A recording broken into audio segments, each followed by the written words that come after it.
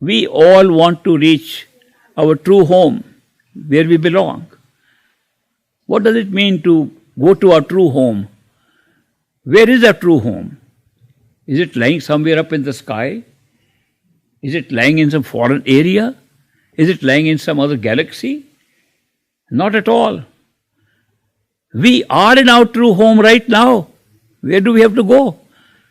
But we have just lost the awareness of our true home. To gain back the awareness of your home cannot strictly be called a journey. Yet we call it a spiritual journey to our true home, as if we are very far away from it. This true home is right inside us and is always with us, wherever we are. Right now, just because we have covered ourselves with these bodies, we are not aware of our true home. When we are able to remove the awareness of our bodies, we will find our true home. So that is why it's not a journey that we have to go anywhere. We have to get the awareness of our own true home, true self, where we belong.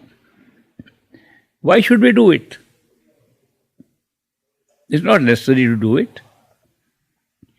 If you are happy enjoying the show, you don't have to do it. We came to enjoy a show. We wanted to have a different experience, different ups and downs of a physical world. We are getting it. So we don't have to go back home. But if we are unhappy, if we think this is not our place, if we feel we have had enough of it, only then we are seekers of a true home. Not everybody needs to go to a true home. So many people are living their life not even thinking about going anywhere. They say this is our life, only life. We are born, we work hard, we raise children, we raise families, and we live our life and then we die. And most people are living like that all over the world.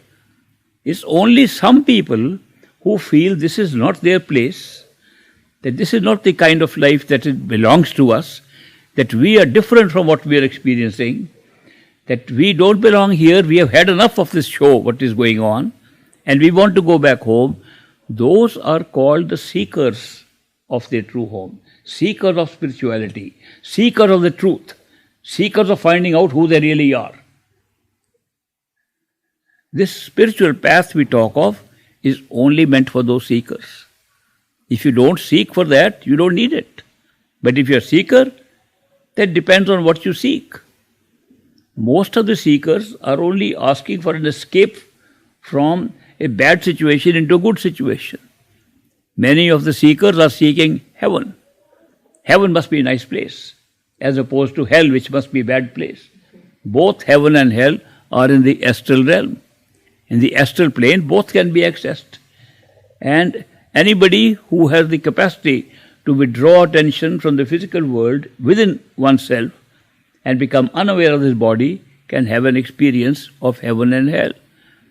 But when we are only looking for heaven, then we are only stuck with the astral plane and no more. Some people want to go beyond. They want to know the origin. Where did we come originally from? That's our place. And they can go up to the causal region of the mind.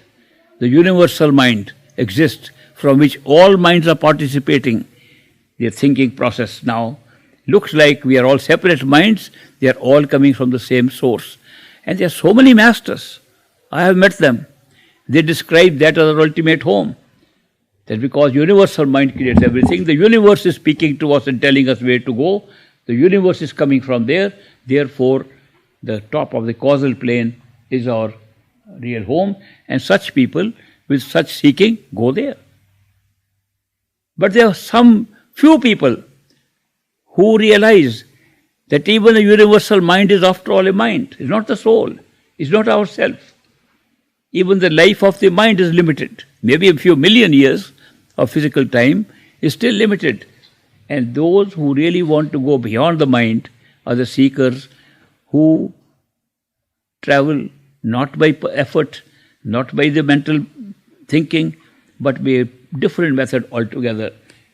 And they are the ones who go beyond the mind with the help of an ordinary person who comes into their life, but we call him a perfect living master.